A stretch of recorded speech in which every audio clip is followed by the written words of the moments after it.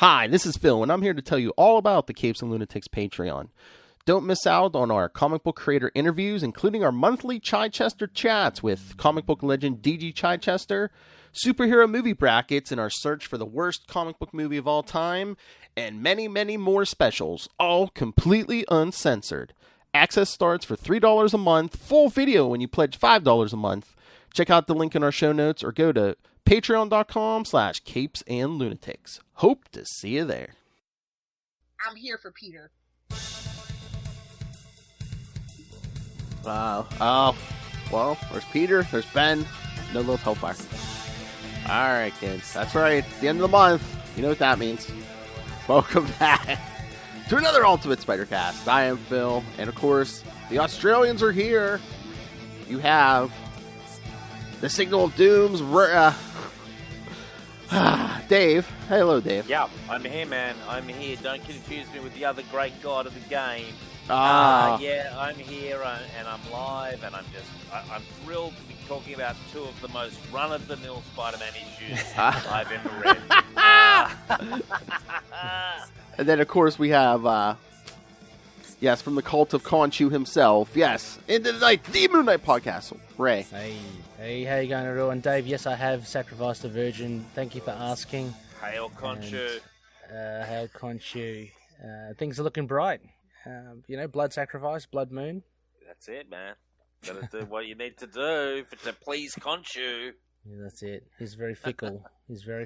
So, Phil, how you been? All right? All right, good. There we go. Yep. Doing, yeah. I'm keeping busy. I've got a question before we even start. Oh, boy. Are you guys reading the current Amazing Spider-Man and specifically this X-Men crossover, and is it worth my time? Oh, I think I answered that in one of your shows, Phil, but I'll let you go first, yeah? Yes, spoilers, kids. We already recorded the next episode. So, yes, next episode, which you will hear next week, yes, Ray kind of drops into the chat room towards the end of the episode, so... But yeah, it's kind of, I don't know, they're kind of dragging it out. Just the dark web storyline, or his run in general? Dave, you can miss it. Let's just say you can miss it. Well, dark web, yes, but then it's like, they've also been dragging out, issue 1, they're like, oh, what did Peter do? Peter did something horrible, and it's like, now we're at issue 17, they still haven't answered it. Jesus. Yeah, it's kind of like Really? Inferno. It's kind of like Inferno. All these demons come up and terrorize the city, but you have the point of difference is you have Chasm, you have Ben Reilly, our boy, the big bad. Yeah, Ben Reilly's teamed up with Madeline Pryor. He's got a good the two clones. The two clones. Yeah, Dave. He's got a good. I thought it was innovative, Phil. He's got an offensive spider sense. Is that correct? Yeah, like attacked Peter or something. Yeah, they didn't really fully explain it. So Dave. He's got, the spider sense. Everyone knows the spider sense, but he can actually use that as an offensive weapon. Don't ask me to explain it. It's kind of like I think it's a psionic. It's like a psionic. Oh, like a head sonic blast kind of thing. Yeah. Wow. That's cool. He's picked that up pretty late in the game. Yeah. Well, I think it's what's that? Madeline's. He he also fell into some weird chemicals at the end of the Beyond thing. Well. Yeah. Right. Okay. Well, but you're not exactly giving a glowing recommendation for the run in general. Missable, Dave. Well, I didn't like that making him the villain anyway, but then it's like, yeah, we were halfway through before anything happened, where he sends Peter to limbo. Do you think, Phil? Do you think Ben will come back to his past glory? I hope. A lot of Ben Reilly fans are saying, "Crap, this is it. They've just destroyed him, and he's just going to be this bad guy, Chasm, from now on." I don't know. I hope as well. Odd thing to happen to Ben Reilly, anyway. But, I think he'll turn around again. I hope they bring him back to being a hero. I just thought that they wiped. He's all mad that he lost most of Peter's memories. I was hoping they were doing that to make him like his own man, where he's not just he's not literally like a clone, a copy of Peter. Yeah. Okay. Jeez. Wowee. Not a glowing review, guys. Wow.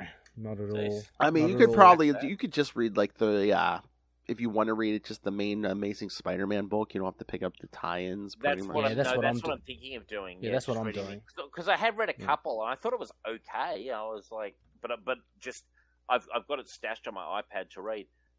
Did you like, Phil, just in general, big picture, did you like Nick Spencer's run before that? Oh, yeah. Yeah, because I liked that. I thought that was good. Okay. Yeah. All right, cool. Just a question that I had for the Ultimate Spider-Cast. I think the current Amazing Spider-Man run, and Phil, you probably, can verify, it's been up and down. For the most part, it's pretty solid. The Dark Web, in particular, I think, has been pretty weak, but the series as a whole's been okay. I know, Phil, that you're thinking like some of the issues are spinning its wheels, but yeah, I mean, Tombstone. That's all I can say. Oh yeah, the run started with Tombstone, so Ray was all pleased with that. He was hyped. I was hyped. Yeah. Okay. It's Conchu. Cool. Yeah. And who is the writer? Is it Zeb Wells? Yeah, Zeb Wells. Yeah. Okay. Yeah. All right. Cool. And Ed McGuinness makes a guest appearance for the art. Oh. Yeah. I love Ed McGuinness's art. Wow. Yeah, he's good. Yeah, the art's good. Yeah. I love his artwork. Yeah. And JR is actually doing some good stuff as well. Like, you know how he's kind of fallen off? You're getting classic, almost classic JR. So that's good. Well, he's very up and down, old JR. Like, it's which version of him is going to turn up, on what week. So we just call him Jar Jar? Well, that's not going... that doesn't go down well. Anyway. So our two titles tonight, what are they, Phil? Amazing Spider-Man 415 and Spider-Man 72. I have a confession. Yeah. I had never read, although I own the trades, I have never read a single issue of Onslaught, ever. And I know it by reputation only that it's just the manifestation of, like, peak 90s, blah, blah, blah. Mm-hmm. But not to say I was lost, because obviously I've read a billion comics. Yeah. Really, I mean, it's just the Sentinels, like, in this storyline. That's all that it basically... I don't know what Onslaught really was, but in this, it's just the Sentinels going crazy. Well, Onslaught, basically the entity was, like, a part of Magneto and the dark part of Xavier kind of merged into this being called Onslaught. Oh. And, really? It's him controlling these Sentinels, trying to get all these... So it's a person, or just a, like, force? It looks like a big armored being, but it's... I think I've seen that. Yeah, okay, maybe on. It's like red and purple and stuff. Yeah, it looks like that. It looks like the big bad from Toy Story. I know. Zod or something, Zor or something. That's funny because when you tell me that concept, that's a cool concept. Although I'm sure it was done extremely cheesily. Well, it was the '90s, so I mean, and these issues as well were very much, David. They're very much like tangential tie-ins. Yes, like, I got that feeling. But that was kind of, I thought, fun because it was just the Sentinels just hunting them down. Yeah, I was like, that's okay, It's kind of like one of those things where you can just like fool yourself to imagine that this is just like there's a premise and this is just a fun like couple of issues. Spider-Man versus Sentinels, go. And that was basically it. Yeah, that's all you need to know. Hold on, I'm gonna get a picture of Onslaught here for Dave. But no, the heroes trying to defeat Onslaught. That's what sent the Avengers and the Fantastic Four and the Heroes Reborn. I see. I see the Image creators did whatever they did with those characters. Yes, right. Yeah. See, I wasn't collecting any comics in this period. This was my dark spot. Wilderness, or just away from it. I just wasn't collecting the main titles at all, like not at all. I didn't even. But when I came back to reading comics, everyone was talking about, like, I heard this mention as kind of like sort of like where it crashed. Yeah, that's Onslaught. Yeah. Oh, okay, right. Very 90s. Huge. Just I love the blades, the shoulder blades, like everything spiky. Yeah, it's 90, but it's not that bad. I mean, it's 90s. It's again, it's supposed to be part Magneto too, so yeah. Yeah, exactly. The I red can and see purple. a bit of Magneto there. Yeah, absolutely. The helmet and stuff, I think, as you say, wow. I think as you touched upon, Dave, or Phil, it was like, this was like a seminal part, like a milestone, really, I think, in the because a lot of, like, in groups that I'm in, they talk about Onslaught as being the turning point. and stuff. So I guess this is where, as you say, Phil, culminated. Like the 90s. In a good way or a bad way, do they talk about it? I mean, no opinion on it, but just in the fact that, like, looking back, this is where it kind of ended up, and then I think it shifted shortly after that. This is what we're all leading up to. 30 years of X-Men. We got Onslaught. What was the whole thing? Because Xavier got infected by, like, Magneto's psyche because it's the point where I don't know if you ever heard of, like, Magneto, like, rips the adamantium out of Wolverine and almost kills him. And was that Fatal Attraction? Yeah, and Xavier's like, no more, and, like, he basically, like, lobotomizes him. Yeah. That's awesome. Mm-hmm. That was when it was awesome. Is that where we get Pirate? We got Savage Pirate Wolverine. He looked more savage. Yeah, without the nose. He looks more like an animal. Yeah, he's got the bone claws and stuff. He had the bandana on though, didn't he? Part of it, but that was part of that. Yeah. And if you read those issues, they can never quite decide on just how weird he looks. Sometimes he looks like normal Wolverine. Sometimes he's like, just looks bizarre. Like, that's good. They're good. That's good times. I was reading a bit of that stuff. That was good. Yeah. Putting it into context, because around this time, then, as we know, with these issues, Peter Parker's sporadic at best with his Spider-Man powers. We've seen this up. Yeah. One thing I'll say is in these 2 issues, and they're not that bad. They just run of the mill. Yeah. I enjoyed it with Peter, like how I feel they were starting to thread Peter back into the main story a lot more, and probably starting to build towards him becoming Spider-Man again. Yeah. I think they're doing it actually quite well. And I mean, it's funny how his powers run out every now and then. Yeah. I mean, they're still hammering us over the head in case we don't know yet that Peter is the clone and Ben is the real one. You know, that's been telegraphed. They're not subtle about that, you know. No, but you're right. I mean, it is cool, especially, you know, this whole kind of era with Mary Jane pregnant and, you know, so she's kind of like really vulnerable, you know, and Peter having to, in this first issue, using his spider powers and not costumed up, you know, but he's taking the risk to carry Mary Jane away from the Sentinels. It's quite fun stuff. No, it's cool. And I like the way the Sentinels, who I know from sort of more classic X-Men, who are all about hunting down mutants and stuff, they mention they're also after, like, augmented humans. Yeah. Which I guess Spider-Man is, you know. Yep. He's not a mutant, but he's augmented. And they can scan him. And then when he loses his powers, they're like, he no longer has powers. He is no longer a threat. We will go away now. And it's like, very, very nice of the Sentinel there to nicer than normal Sentinel, who are just normally just total bastards. Like whenever I see them, like, I know they were kind of unrelenting. They're kind of like giant Terminators. But man, you're right. I think it was that computer logic where it's like once his powers cut out, it's like, well, we're supposed to go after anyone with powers. He's no threat. This guy has no powers anymore. Yeah. I love that stuff. Like that's that classic. Like it is out of a movie. Look, you know what? I read these 2 issues last night, and firstly, I was relieved to see it was only 2 issues because I remembered last night. They read fast. Yeah. They're not fucking great, but you know, I weigh them against similar comics that I read around the same time. Like I read a lot of Green Lantern around the same time. Like. And if I'd spent like $2 or $3 on them, like they get the job done. I mean, it's comic book storytelling 101. Like it's obviously very professional. The artwork is actually very good. Oh, Bagley's art, like with the inking, is brilliant in this one. Yeah. So like they are good in a sense.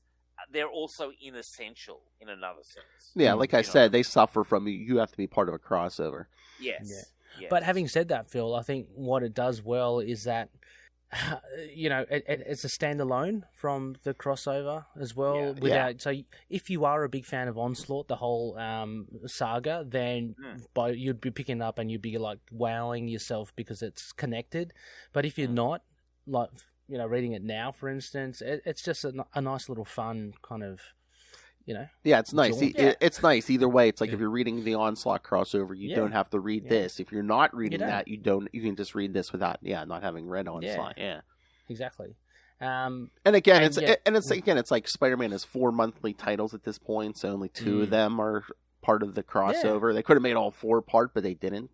Oh, I mean, 2's probably enough. You don't need to. What else can you say, really? I mean, because these two are consecutive. You know, they one after the other. So, I mean, yeah, you don't want to wait up. Interested to know what the other two then would be doing, because if continuity-wise, you know, it'd still be part of it, right?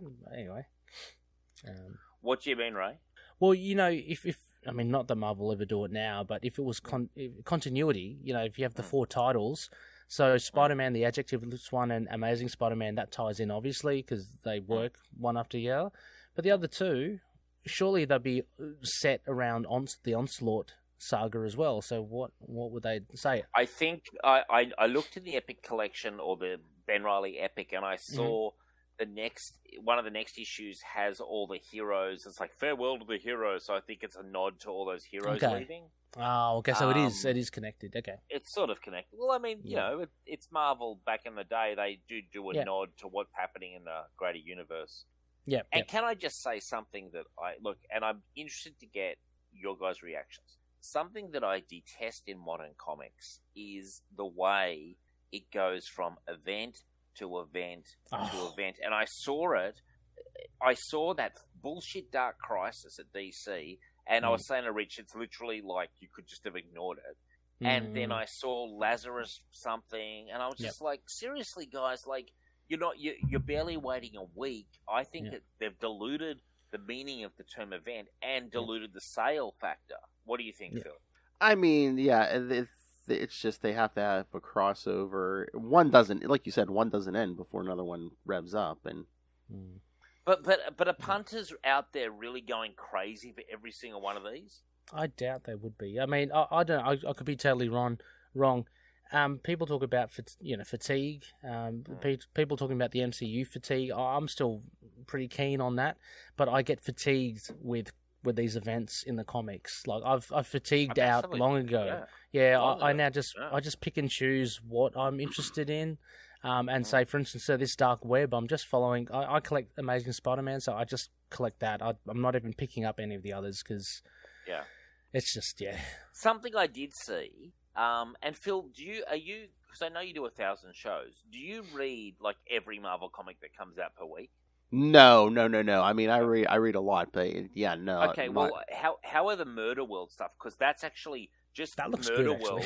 That actually looks good, and I've got them on my iPad to read. Have you read any of those? I mean, those are good. I mean, they had the Avengers one, and then the Spider-Man one's been out. But I mean, it's a Wolverine one this week. Yeah, I mean, there's most of it isn't any superheroes. It's a bunch of people just trying to get through. Like Arcade, like invited a bunch of people to Murder World, and it's basically like only one of you. You know, I think how did they start? Maybe with 200 people, and he's just like, oh yeah, only one of you's getting out of here alive.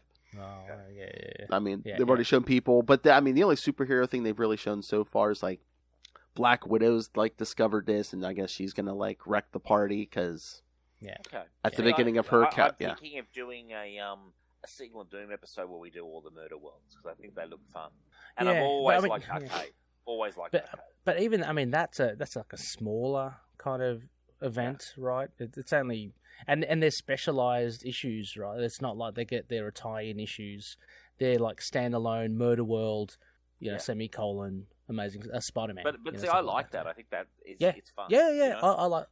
I gravitate more towards that because I know they're small and contained rather than I don't know what the latest big one was. I know Phil, you loved it as well, and I got to read it like King in Black and all that. You know, the bigger events. Yeah, and then they're doing like another symbiote event this summer or something. It's just like I like the other. What was that Carnage one? That Extreme Carnage, whatever it was called. The one before Maximum Carnage. That was good. Actually, I really enjoyed that. But just too much. I just was interested in getting your thoughts, guys. Yeah. Because I do think that it's. When I saw Lazarus Planet seconds after Dark Crisis, and nobody was talking about Dark Crisis. You know. Yeah, there's not enough time, Dave. There's not enough time to talk about it. If nobody's talking about your book and no one's buying your book, what is the point? Yeah, you know? Yeah, exactly. I tell you something. I was listening to John Suntress talking to who was it? That guy Johnson, the guy who does Superman. Oh, Philip Kennedy Johnson. So get this. So and believe you me, I like his Last God. I like the guy in general. they're hyping this Action Comics 1050. Yeah, we did it on the show this week. It's so appallingly mediocre. And Superman, by the way, he's 22 again in the artwork, and barely looks older than his son. I was like reading it, going, "This is what they were hyping. Like, this is very, very average." Well, they had to put a secret identity back after Bendis revealed and that's that. a good idea. Yeah. That's a good idea. Don't get me wrong, that's a good idea. But my God, the actual comic is just so very fucking mediocre, and they're hyping it. They're hyping it like it's the greatest thing of all time. It's like, guys, take a cold shower and take a look in the mirror. You are failing. You are failing. And it was just a joke. And I'm like, am I the only person in the world who can see this? And Rich not only agreed with me, he put it out of the park. Rich put it out of the park. I'm soft pedaling compared to what he was saying. Well, you know what they lean on these days, right, Dave? Batman, my favourite character. For years they have, haven't they? And he turns up. Decades. He turns up. Yeah. And let me tell you this.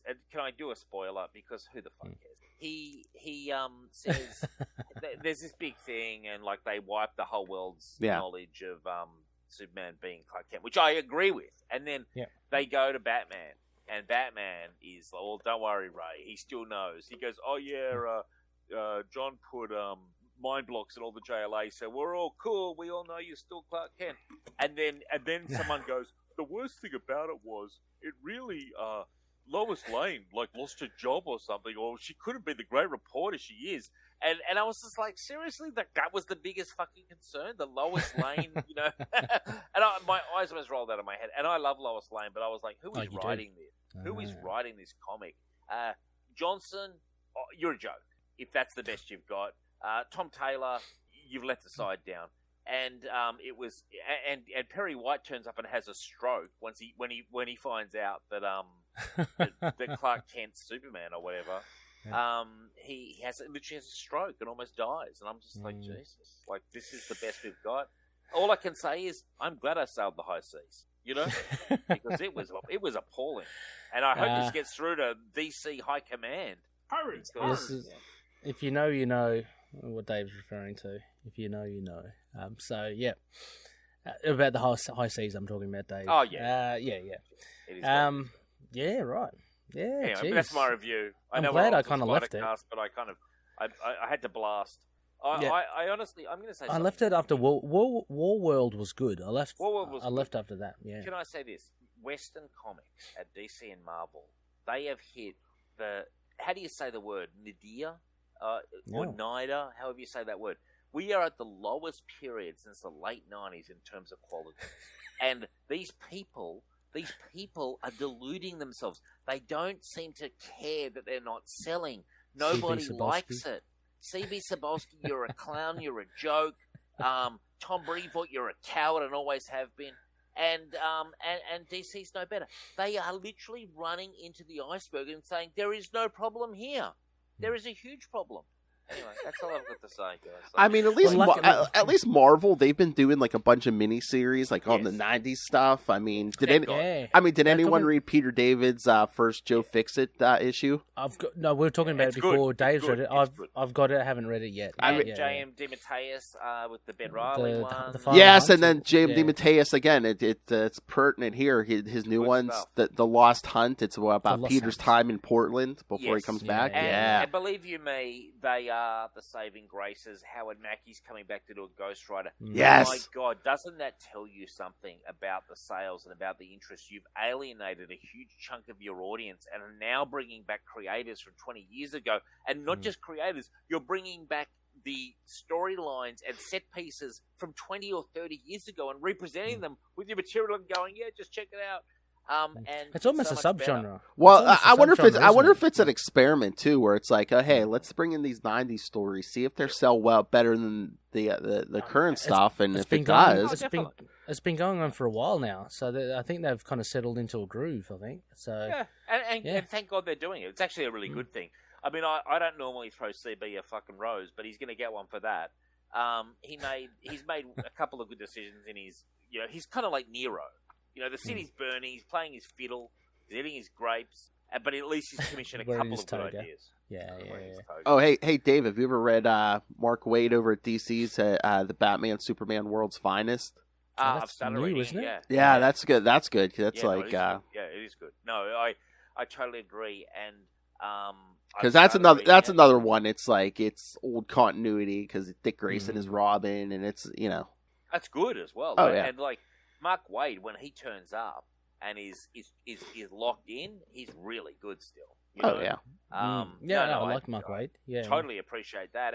And in fairness, I hope he stays on that, and we end up getting like an omnibus. Like it reminds me back in the old days, Jeff Loeb doing Batman Superman. I love that. Mm-hmm. Oh yeah. So yeah, there is a few good things here and there. Like don't get me wrong. But that's what I'm saying. All the good stuff, it's like focused on like past continuity or past, Yeah. Interesting.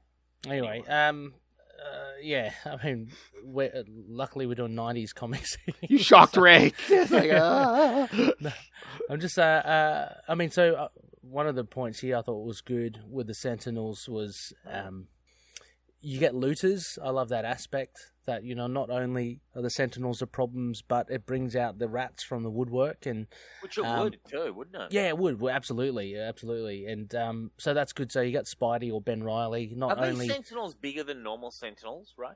Or have Sentinels I think always they're that big? Yeah, they're always big. I think so. Right. I'm assuming these are normal size.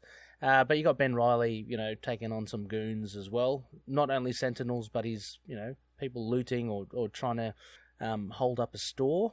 And Bagley's art, I think. It's beautiful. The second half of it, I don't know if there's a change in Inca, but it's just even better, I think, the second half. I think it's absolutely amazing. I think for me, it just sells the whole book. I don't even really care if it's not the greatest story in the world. For me, the artwork, it brings me back to a really happy place where I'm like, this is excellent artwork. I didn't realize in my ignorance that he'd done so much Spider-Man before Ultimate Spider-Man. I just did not know that. Yeah. Yeah. Oh, yeah. Big in the 90s. And just, again, harping on the action, the level of like detail, so to speak. I love it where he gets the manhole cover and he kind of throws that through the Sentinel's head. Yeah, to kind of shear his head. Like again, I say it in some of the episodes I do. Sometimes action in comics nowadays is very incidental, and it's more about them talking while they fight. They're talking while they fight here as well, but there's definitely a focus on the action here, like using the impact webbing. Throwing the manhole cover. It's great. It's good to see. Oh, we even get in the day. Oh, yep. Yeah. Oh, we even get in a cameo appearance by '90s Green Goblin too. Yeah. Saving the day. Was that when the Green Goblin was technically a good guy for 5 seconds? Yeah, that's Phil Urich. Yeah. This is kind of when they take him out too, because it's like all the power's in his suit, and I think it's in his own book during this crossover. His suit gets trashed, so the end of the series is basically just like, I gotta quit because my suit's trashed. Yeah. I love J. Jonah Jameson as well. Like, there's, he's rallying the troops in the office with Daily Bugle's getting walloped. But there's a bit that made me kind of smirk a little. There's a bit where he I think admits that he'll give them like overtime or something. I thought that was pretty funny. He says he won't dock their pay if they leave. Yeah, he won't dock their. Yeah. He grumbles it like he hates it. Yeah, like he hates it. Yeah, that's good. He's good. He's a good addition. That's excellent. Oh, totally, man. Like, I mean, that's the classic J. Jonah that we all know and love, really. Yeah. I've got a question. In the current comics, does J. Jonah still know that Peter Parker's Spider-Man? Yes, I read an issue. So, yeah, they haven't gone back on that yet. Yeah, because when they're in limbo, and I just think that was the stupidest decision of all time, because that just makes no sense. Yeah. I mean, if anything, it led to one of the best. I think it was a Chip Zdarsky, Peter Parker's Spectacular Spider-Man. There was one issue where they kind of sit down and kind of talk it out. I read it, and it was a great issue. But you've got to. But this is what they don't think about. Great issue. Yeah.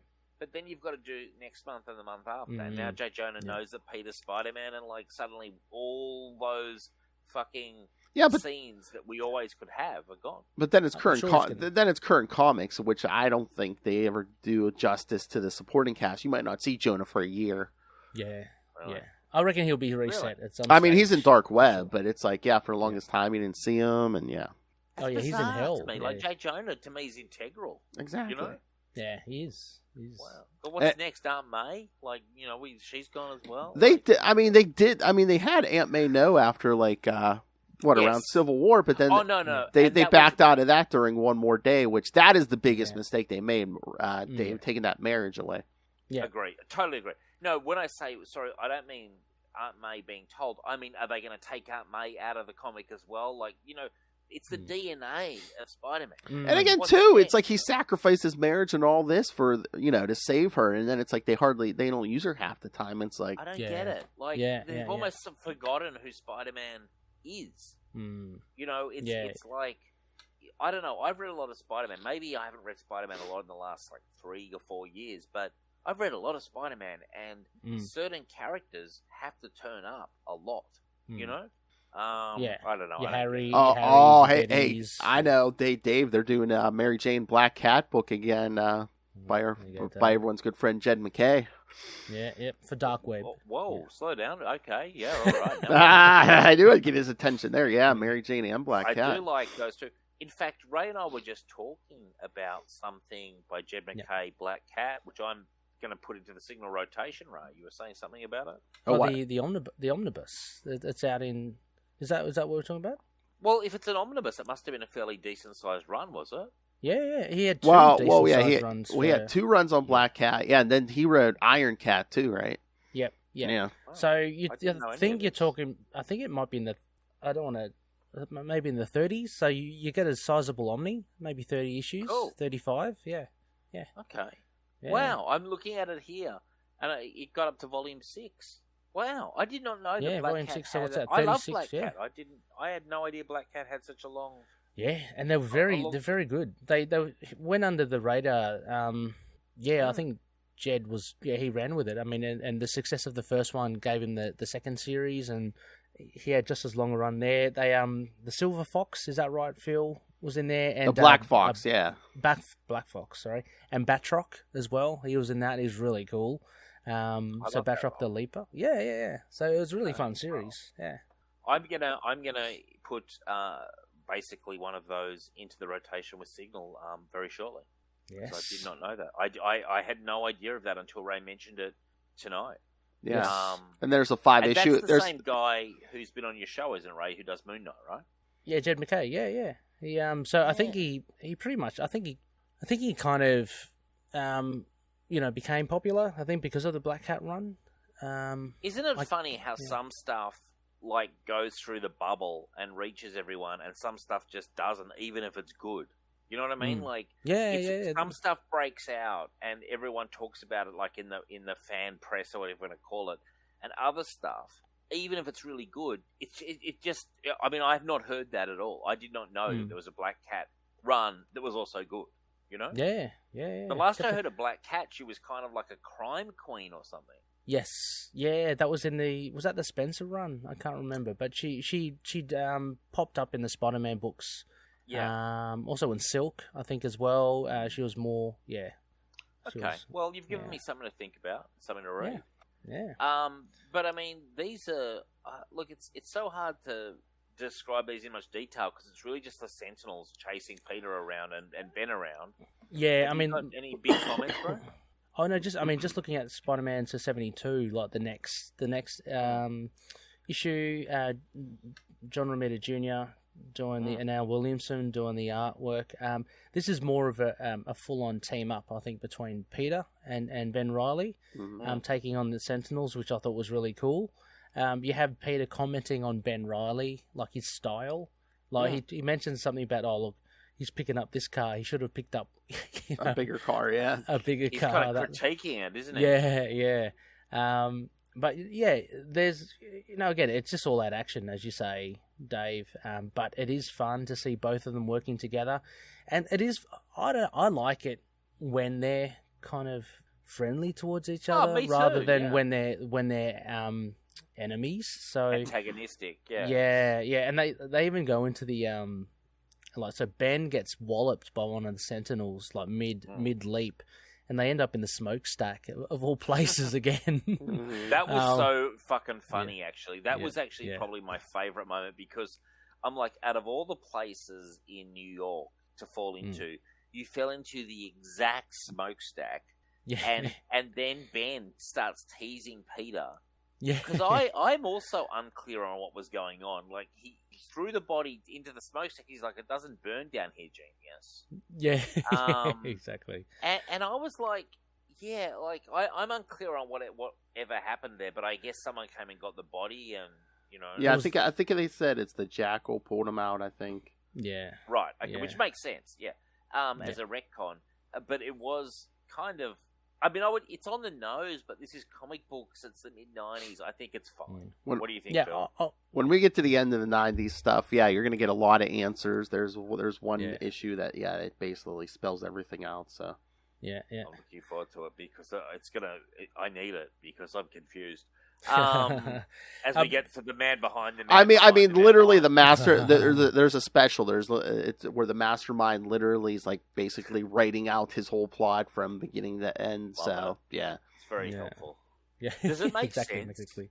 I'm still trying to guess who it is. Like, is it It's a big name. You'll know who. You'll definitely know who it is. Is it like Harry Osborn or someone? You're on the right track, but it's not Harry Osborn. Someone like that, though. Yeah. Oh, what's his name? What's the other guy's name, Ray? The fucking guy who always teases Flash. Flash Thompson? Yeah. I guess it's not that from Phil's or the original Venom. What's the Eddie original Brock? Venom? Eddie Brock.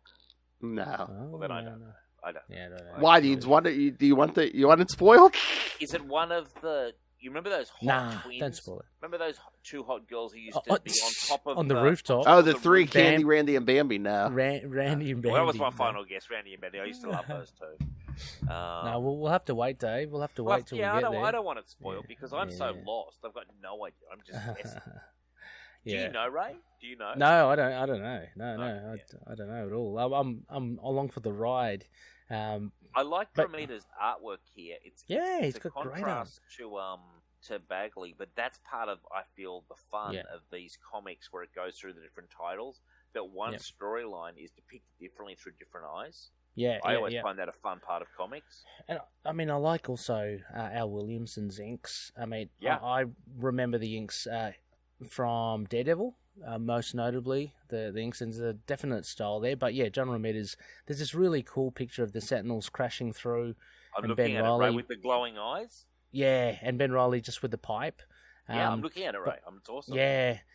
But he and Peter, so they depart ways. But I think it's really cool how each of them have one web shooter. Peter goes, no, you keep one as well. You need it. So they're literally both working in tandem. And the end bit was, I mean, Ben's very angry. Like in this issue and the last issue, he's pretty much fed up. He slices a Sentinel's head in last issue. He slices a hand here, and he skewers a head with the pipe. But I love Peter kicking in his spider powers, and he basically pops the head off, and he swings it into another sentinel, or two sentinels. It's great. Pretty much ending it. But I love how they team up together. And I like Ben Reilly like this, you know. Totally. Yeah. Ben Reilly shouldn't be. I can understand everyone in comics having a villain turn at some time. Yeah. Given the length of time that these comics are produced. Yeah. But when you make Ben Reilly an out and out villain, like drowning kittens in bathwater kind of style villain, I think you've lost the point of Ben Reilly. Well, I mean, and they've done it at least twice before as well with him. So it's like enough is enough. Okay, we get it, but like, can't we develop him as his own kind of hero character? Well, the answer is probably that they've run out of ideas, Well, that's what Lilith and I were saying. It's like, he's lost most of Peter's memories. Move him out of New York, put him like on the West Coast or something, and, make him his own thing. Well, didn't give him David have a series where he was in San Francisco or somewhere like that? Las Vegas. Oh yeah, the Peter David one. He was in Las Vegas. That was a good. I enjoyed it. I read a few of those issues of Signal of Doom, and I thought it was fun. You know, it was very good. Yeah. I'm hoping actually they collect that into some sort. I mean, sure. Not at least a complete collection. You know, I don't think it's big enough. Are you a Spider-Man 2099 guy? Because we're having a discussion on whether to get that omnibus that's coming out soon. Yes, I do like that. Yeah, because most of that is Peter David. Yeah, that's good. And definitely worth it. I mean, I'm a big Peter David fan, but I've never really delved into Miguel O'Hara. But, no, it's good because like I remember when Charlie and I talked to Peter David years ago, like he said, like back in what was that 92, everyone was doing their pitch. They told everyone, try to pitch a Spider-Man 2099 book, and everyone was going Peter Parker's descendant and all this. And Peter David's like, I just did the opposite of everything. He's like, it's not Peter Parker. Peter Parker was a teenager when he started, so I made this guy an adult. Peter had no luck with women. I had this guy engaged when he becomes Spider-Man. Yeah, right. He goes, they owe me money. He goes, I'm the first one who came up with organic web shooters. Yeah. Right. Yeah. Well, he's like, I basically did the opposite of what, most of Peter Parker stuff. And I mean, did he get any cash from the Spider-Man Unlimited TV show? Because that borrowed heavily from that run, didn't it? I wonder. I don't know. Spider-Man Unlimited. Yeah, no, I haven't watched that one. Oh, I've seen it, and it definitely borrows heavily from Spider-Man 2099, heavily. Like to a point where it's like, I like the aesthetic is really cool. I like the Spider-Man 2099 costume. I can see it there in the background. Ray. I think. I think I might. Do yourself a favor, Ray, and just do it. And he's also showing up in Across the Spider-Verse. Yeah. With wait. the voice of none other than Moon Knight, Oscar Isaac. So, really? Wow. Yeah. So, I'm looking forward to that movie. Is that coming out this year? Is that coming out this year? Yeah, I think is it summer or something? Hold on. Okay. Yeah, mid to late. Probably. Well, they pushed it back. Too. It was supposed to be like the end of last year, and then they pushed it back. Me too. Into the Spider-Verse is so cool. I love it. It's one of my favorite. Out of all the superhero movies that have ever been, like Batman '89 and Into the Spider-Verse is right up there. It is very good. I love it. I think it's great. At first, I was kind of like, what is everyone hyping this up for? But then I watched it again, and it was like... Come on, Ray. I don't know why I didn't... Maybe because I missed when it premiered, so it was a few weeks later. I was like, you came in late, man. You came in super late. Oh, yeah, part one, because it's 2 parts, comes out in June 2nd. So. Awesome. Okay, yeah. Cool. Yeah, it was really good. I've got a question for you guys. Are you guys, A, excited for the Dungeons & Dragons movie, and B, will you see it in cinemas? I think I'll see it, but I've got no experience with Dungeons and Dragons. I'm really not a big Dungeons. I mean, I might eventually see it, but I'm probably not going to the theater to see it. Okay. Sure. No, I was just interested because I am definitely going to see it, but I think it's facing an uphill battle to be a hit movie. I really do. Oh yeah, it'll probably be if anything, it'll just not a sleeper, but it will kind of quietly come into the cinemas and probably go. Yeah. It's a bit niche, Dave. I mean, I know there are millions of people that love Dungeons and Dragons, but I don't know. Yeah. I think it's a bit hard. It still I think faces an uphill battle to be a. I really think that they should do. Well, they have announced a TV show, and I think a TV show on Netflix could be the answer. Yeah. You can get more people in the door that way. I just, as you say, Ray, I still think, even though it's popular amongst all the geeks and the nerds, I don't think it's like Spider-Man or X-Men, which is a name. Superman, people know, Yeah, that people will go and spend money on, Yeah, and I don't know. I mean, we're talking about since 2008 or whatever, or even before then, superheroes. I mean, they've kind of crept into mainstream consciousness and pop culture more so. Dungeons and Dragons seems still very much something that not many people know about. I just want to get your thoughts because I kind of agree with you. Yeah, but I will be supporting it. But I am a dyed-in-the-wool Dungeons and Dragons fan. Yeah, so I'd be keen. I mean, I have no idea. I have no idea what to expect from it, but it sounds fun. It's just fantasy adventure, man. Yeah. With a slice. But I mean, Dungeons and Dragons could be anything, right? Can't you create any characters and stuff? So I wonder what characters they'll pick for this one. Basically, there are some rules. It's like dude, it's heavily ripping off Tolkien. Okay. It's not like it reinventing the wheel that much. It's just like they're like, let's do a more cheesy version of Tolkien, you know? Yeah, fair enough. Yeah. Like elves and dwarves and hobbits. Yeah. That sounds fun. It's cool. I like it. One thing I do like here, when you look at some of the artwork of the Sentinels, they do the thing like they do with Iron Man sometimes, where they try to give the Sentinels expressions, even though they've got like robotic. And it's like, I love that as well. Like you see one here, there's 3 Sentinels, and one's crushing down to get like Spider-Man, and the Sentinel, he looks like he's got this expression like, huh? Well, is this towards the end, or with the car? Spider-Man's put a pipe through him. It's the page after the pipe. Yeah. See that middle Sentinel? Okay, it's kind of like he's like, huh, as the pipe goes through his head. yeah. Just the tilt to the angle of the face. Yeah, I love it when they try to do expressions on like what should be inanimate faces. Yeah. Like it's like when they show Iron Man like smiling or something. Sure, yeah. It's kind of like the Spider-Man, his eyes as well. They can and they've actually worked that into the MCU with Stark Tech, but when his eyes can grow and go small and stuff. Yeah, it's cool. Yeah. And I liked it. This whole this issue was fun, really. And then it was fun, as you say. I mean, these two. The next one is funny. It says the sensational Spider-Man. After the onslaught comes the swarm. Yeah. That's the teaser for the next issue. Oh, that's what we're covering next week. 2 issues of Sensational Spider-Man. It's going to be the Swarm one. Yeah. Nice. So, I mean, overall, I'm going to give both of these issues a 7 out of 10. I think it's like they get the job done.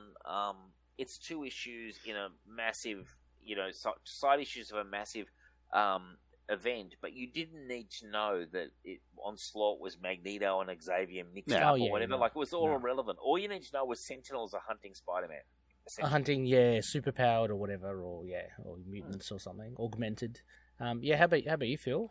I mean, like I said, it's good where it's like you don't have to read the rest of the crossover. You don't even have, like Dave said, you don't even have to know who Onslaught is. It's basically just, oh, hey, there's a crossover coming. There's a crossover happening. You can go read it if you want, but you don't have to.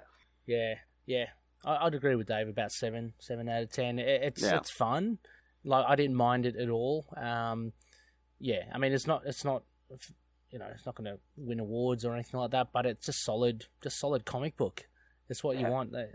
Again, it's not furthering the story at all, but it's not at all. It's a good action one, and I'm sure there was pressure to be like, you got to be part of this crowd, because I think every book had Onslaught crossover at this point. Yeah. It was a major event, and I would dare say at this time was probably around the time Marvel were probably deep in the hole, weren't they? Financially, and they were looking around that time. I mean, if it not they were heading in that direction, And again, it was the jumpstart the whole Heroes Reborn, so I'm sure they wanted eyes on that. Yep. And it is interesting that I did see in a future issue that's in the same collection, so I can't be too far away. I see like Captain America and Iron Man and all that, and they're like in not silhouette, but kind of like transparent almost a bit, and it's got like farewell to the heroes or something. Oh yeah. That'll be the next amazing issue. Yeah, because it's everyone's like, oh, the Avengers and the Fantastic Four are dead. Everyone in the regular Marvel universe thinks they're dead for a while. But our money bank, the X-Men and Spider-Man are just fine. Yeah. Yeah, exactly. Luckily. Because I forget whose book it is, but there are some lines in one of the books where it's just like, oh yeah, the Avengers and the Fantastic Four are dead. Who's going to protect us the next time Galactus shows up? Spider-Man, Daredevil, those like dirty mutants, and it's a... Those dirty mutants. But I like the way they say the Fantastic Four. Like I get the Fantastic Four are cool, but like they're not my first thought if it's going to be... I don't know. I know just because they're explorers and stuff. Yeah. But like, still, I'm not. And they're considered powerful. I mean, they're the ones who've stopped Galactus a few times. Yeah. I guess. Maybe I'm not giving. But I know what you mean. I mean, because there's only 4 of them, and they're they're very one of them's got flame simple. Powers. One of them's just like a less supernova, powerful Dave. Hulk. Supernova. But one of them's a less powerful Hulk. Then you've got Invisible Woman, and then you've got... Then you got the greatest weapon, Stretchy. Dave. No, you got the greatest weapon. No, The his brain. mind. Yes. I know. Exactly. I understand that. I understand it, Ray, but I'm also like, yeah. I mean, I'm like, Xavier's pretty smart, and he has all the X-Men, you know? Yeah. And they're all cool, you know? Yeah, they're much cooler. Yeah. And I'm like, and I'm with always, you, as I often say, Ray, and the Hulk's stronger than Thing, so why do you need Thing? Exactly. Yeah, you're right. That's true. What are you giving it out of 10, Phil? Did you score it? I gotta go with you guys. 7 out of 10. Again, it's not the deepest thing, but again, it's a good action thing, and like I said, it fulfills its assignment. It's like, you know, a decent story as part of a crossover. So yeah. Good art. Yeah. Oh yeah. Oh, the art certainly really helps both issues. I think the art if it was like a pretty good. You know? Yeah, if it was like an intern or whoever, like a temp that's come into the art, then it would be terrible. Issues. We do, yeah. Doing these Ultimate Spider casts, you come across issues where you're like, man, this art's not great. You know, it's not good. Yeah, exactly. Especially in some of the more supplemental titles like team ups and stuff. Like, remember that one we did where he goes to like some fantasy world or something? Like, it's just like, what the fuck is going on? Like, exactly. Yeah. You know, these art was professional. But it's good to have, Yeah, but Dave, I know you were saying it's like you didn't realize Bagley had done so much Spider-Man before Ultimate Spider-Man. Yeah, he jumped on it like 351, and he was the regular penciler. He's about to jump off here again in the next couple issues. But I mean, he was probably on there for at least 60 around 60 or 70 issues. Yeah, he's a workhorse because he did about 100 issues with Bendis on Ultimate. Yeah, he's great. Like a little he's a workhorse, and that's where I got into him. And he's been in and out on Amazing Spider-Man the last couple of years. So and he did New Warriors as well. Oh yeah. That's where he first I think made his name on New Warriors back in the 90s. Yeah. There was crickets when you said that, right? You might have noticed. Like, come on, Dave. New Warriors is all the classic New Warriors. I'm talking about, Namorita, Speedball. No, that's New Mutants. Firestar. Yeah, great stuff. Night Thrasher. Who's the one that they ruined and he became like Penance or something? Oh, Speedball. They just made it really dark and depressing, and it was just like, oh my god. He's a great character. Ray said New Warriors, and I just heard Dave like. Yeah, exactly. Yeah, it's the same as when Ray starts talking about Marvel Cosmic. I just tune out.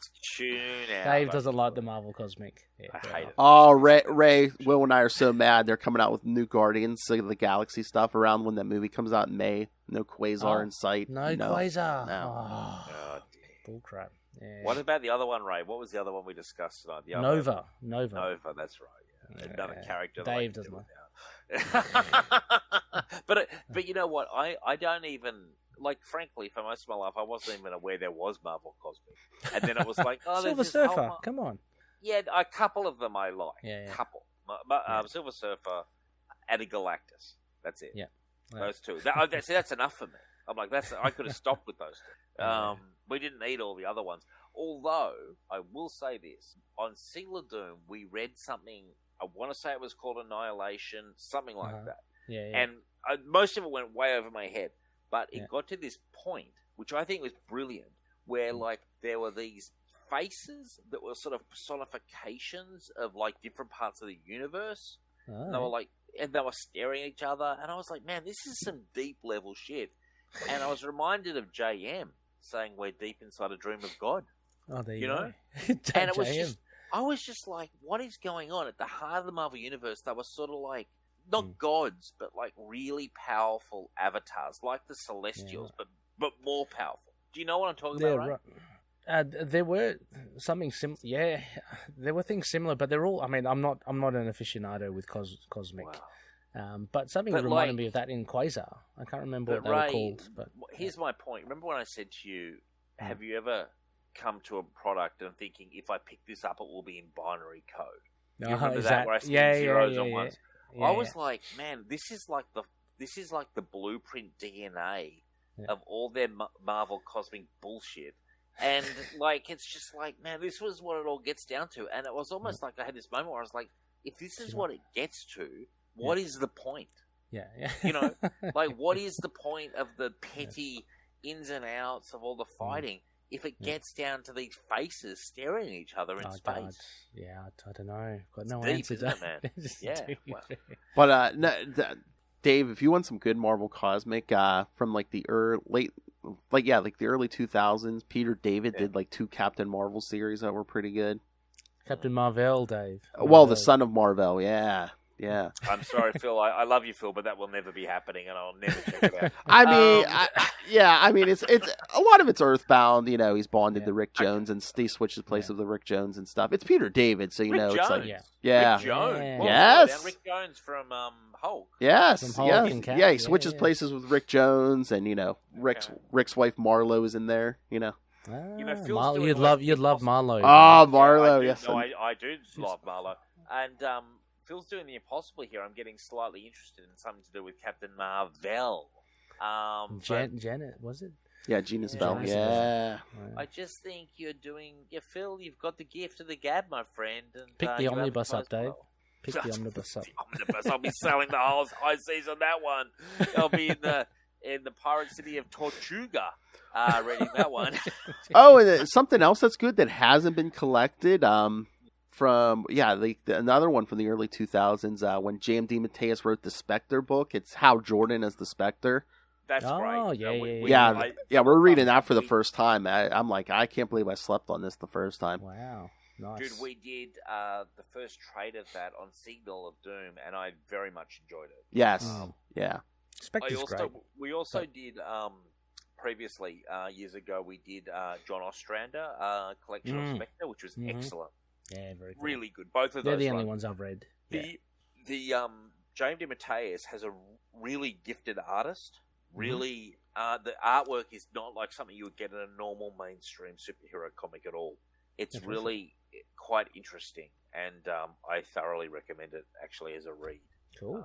It's pretty, and it's not the Spectre you would imagine, like the Spectre how he normally is. It's a bit different to normal. It's a bit more like Sandman, actually. Oh, if I had to think of something it's like, it's in that realm. Yeah. You know? Yeah, pretty nice. cool. Awesome. Well, 7 out of 10. I mean, keep on all coming. round. Onslaught, not cited in this 2-issue. No. Out his Still makes a 7 out of 10. Yeah. Were the Sentinels working for Onslaught? I mean, he's basically controlling them because the robots. So it's just like, Fair enough. They're always Could fun. have done with Good some value. Wolverine. Could have done with some Wolverine. Noseless Wolverine. That would have been cool. Noseless feral Wolverine. Yeah, why not? Sounds good to me. All right, guys. Well, what are we doing next time, Phil? All right, as I mentioned, yes. Next time we're doing Sensational Spider-Man 9 and 10. That Swarm story. Okay. Nice. That's right, that's right, kids. Nazi skeleton covered in bees. Yes, I love Swarm. I mean, just the concept is so cool. Mm-hmm. So. I've never heard of it, so I'm excited. Swarm, I love Spider-Man Rogues Galleries are fun. Anyway, he's basically just a zombie covered, but it's a skeleton covered in bees. Swarm of bees, Dave. Yeah, sounds good to me. Sounds like, I guess, challenging. A swarm of bees. yeah. I mean, you control a whole swarm of bees, man. You get stung enough, you're gonna die. Yeah. I guess so. And now bees are protected now, right? So people will be against Spider-Man. Don't hurt him. Don't hurt the swarm. Get a flamethrower out. Yeah, like we bees need the aren't bees. that hard to kill. We need bees. Yeah, I guess exactly. you could have. I hope there's a beekeeper involved. Does Swarm produce honey? Does the villain produce? Whoa! Honey? He needs the pollinator flower or whatever the fuck they do. Like. Exactly. I don't remember what bees do exactly, but something to do with flowers, pollination. So yeah, that's coming next month, and like I said, Lilith and I already recorded next episode. So yes, next episode you will get you won't see or hear him, but Ray will drop into the chat room next episode. So towards the end of the episode, I had a comment which I wasn't going to say because of political correctness, but I'll say anyway. Does anything? Yes, because you're so politically correct, Dave. Yes, go ahead. Does anyone pollinate MJ? I'm just wondering. Whoa! Well, she's already pregnant. I mean, that's She is pregnant. That's true. Give her a bit of nectar. Pretty happy with myself right now. He's going to make his own. That's all own. I had to say. I didn't really have anything else to add. Dave's so happy he's about to make his own nectar. Okay. Yeah, that's it. All right. So, yes, kids. So, send us your thoughts. Hey, send us your questions for these guys. You know they have opinions, especially Dave. He has opinions. So, yes. Ask me a question. I dare you to ask me a question. I won't even limit it to Spider-Man. If you have any comics questions for Dave, send them in or send them the Signal of Doom. Happy to do live questions. Normally I charge, Ray knows. Normally my Patreon scheme I do charge, but I will answer some questions for free. I do give marriage advice. I often say nothing you can't walk away from in 30 seconds flat. Straight out of it. But that's just a taste. Dave said spice up your marriage, wear that beekeeper suit, get that nectar. If you need to bring someone else in, bring someone else in, take someone else out. Like it's a rotating buffet, really. It's a buffet. Yeah. I don't know what to say, but I'm looking forward to the questions. Yeah. Send them in. I want to hear them. Yeah, that's it. Relationship advice. Dear Dave. All right, so yeah, kids, send your questions in. I'll do a Dear Dave segment. Yeah, that's right. All right, so yes, you can send those questions to CapesandLunatics@gmail.com or call the voicemail 614-382-2737. That's 614-38-CAPE. So yes, you can send audio feedback too. I can play it right for him right here. So yeah, send in your thoughts. Follow Ultimate Spidercast on Facebook, on Twitter. Follow the YouTube, subscribe to our YouTube channel. You people did accomplish your first mission. You got Lilith Hellfire. We got to 269 subscribers on YouTube, and we're past it already, so. Congratulations. Now Lilith demands 369, so yes, kids, go. The demand never ends. Yes, not with her. Yes, right. So smash that subscribe button. Smash it. And, of course, yes, the Patreon. Yes, once again, you get early access to creator interviews, including the monthly Chichester chats. That man is pure genius. I got the good mic out for you guys. Oh my God, that's our next scheme. When Lilith comes up here for my birthday, hopefully there's a convention going on here. Oh, because I already gave Chichester the info. I said you should contact them, see if you could appear. So that would be the master plan. Is like if Lilith shows up and then we go meet Chichester in person. That'd be cool. Live show. Yes, that's what I said, man. I want a live Chichester chats. Yeah. That'd be great. Yeah, it's great how you get him on monthly. It's really good. Oh yeah, he's great. I'm surprised he's not sick of us yet. Yeah, no. Excellent writer. Yeah, no, definitely. Oh no, the greatest compliment I got is like when we were scheduling the one month. I said he said to me, he's like, yeah, I wasn't sure about your little experiment when we started. He's like, yeah, I'm really enjoying myself. Going back and that's good. That's good feedback. Yeah. I almost have Chuck Dixon on monthly. He comes on nice. regularly. He's got a new Conan novel coming out shortly, and we're going to have him on. But it's fun. It's always a lot of fun to have returning guests, I find. Don't you find, Phil? Oh, yeah. I love when I get to talk to some of these people more than once. Yeah. Yeah. Exactly. Oh, you know who I've got coming on? Can I just hype? I've got Roy Thomas coming on in the middle of February. He's coming on to do... Yeah, he's coming on, and we're really looking forward to it. Actually, mid-February, we've got Roy Thomas, so that'll be fun. And I saw Ray had Jed McKay not too long ago. Yeah. He's returning. He comes every so often. We had him recently, but we're doing like after every arc now. He's pretty keen to jump on. So yeah, it's fun to have Jed on. Yeah. And Marvel, I know, like when we talked to him, he so badly wants to do an Alpha Flight book. Let him do a Alpha Flight book, Marvel. Yes, please. I mean, why not? Yeah. I mean, he's a Canadian. He loves Alpha Flight. Let him do it. Yeah, and it's not like they don't put out plenty of other shitty characters in books. Like no, I mean, Alpha Flight's what I would consider a mid to lower tier team, but so many characters that aren't big names. Well, they got the perfect setup. I mean, this is the strength. This is what DC aren't doing because they rely on like 3 characters to prop up their whole universe. Marvel gives everyone a chance, which is great. Batman, if only my favorite character. Oh look, I won't even say, but like, I agree. Yes, and often the lower to mid tier characters and teams give you so much more storytelling potential when you come on. Well, yeah, I mean, the lesser known they are, the more they'll let you play with them. It's like exactly. 100%. And again, he has the group best platform because what is it, Ray, when he's getting a new Avengers book? I mean, spinning out of that Avengers run. He's been rewarded and good on. Like a huge congrats to Jed as well. He's going to become Dave. He's going to become the Avengers writer. So that's great. Excellent. Yeah. And then he was doing that run of Strange with Clea as the Sorcerer Supreme. That was great. Yeah, and he's now doing Doctor Strange. Yeah. Come out. So he's got some huge titles on there. You know, of course, the biggest one, Moon Knight. Yeah, what was that? It just ended, Dave. There was a 10-issue run he did. It's just called Strange, and it's Clea as the Sorcerer Supreme. Very good run. Very good. Oh yeah, and the story's good. The art is great. You know. Yeah. I'd find that pretty interesting because I do. She's a cool character. I'm sure. And with the art, she does look good, Dave. So yes, there's stuff to look at too. So I've always enjoyed Clea's. Pique your interest, I'm sure. Yeah. So what? It's a run where she's the. Yeah, because supposedly, Stephen Strange is dead. Yeah, she's the new Sorcerer Supreme. Yeah. Well, that's pretty cool. That's excellent, and all power to him. And he's on the Avengers title, which can only get better. Like, my God. Oh yeah. Oh my God, they've been I know they've been dragging that thing out for years. Oh, it's just lost total interest. Anyway. All right, so subscribe to our Patreon, merchandise, find it all at Linktree, linktr.ee/CapesandLunatics. All right, he's already told you all about it, but hey, Dave, what's going on with Signal of Doom? It's hot, it's fresh. What's going on?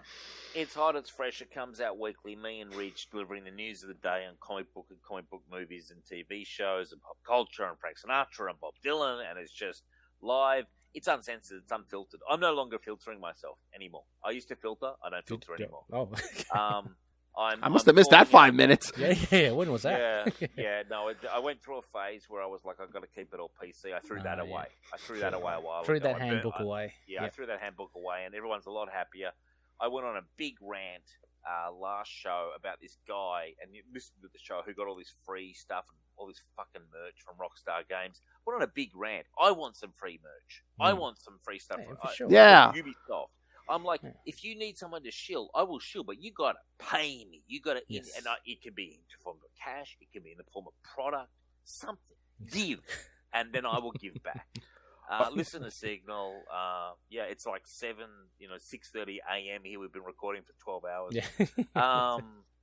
I'm excited to be here, and thank you for having me again, Phil. Hey, it's always a great time. Fun. No, on Salty and Petty, Lilith and I were saying we want a new sponsor because I ran the ad, just popped up on my Facebook the other day. Mm-hmm.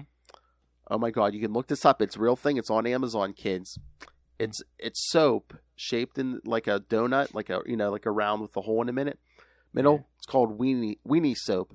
Oh, wow! It's for your members, men. Yes. Wow. Yeah, we said we want their sponsorship. Hole then, eh? Good work, Ray. Strong work, Ray. Oh, listen to that. Dangle the carrot. All right, big girthy Ray. Where can people find you all on Into the Night? And yes. Look, best just check me out on. Ray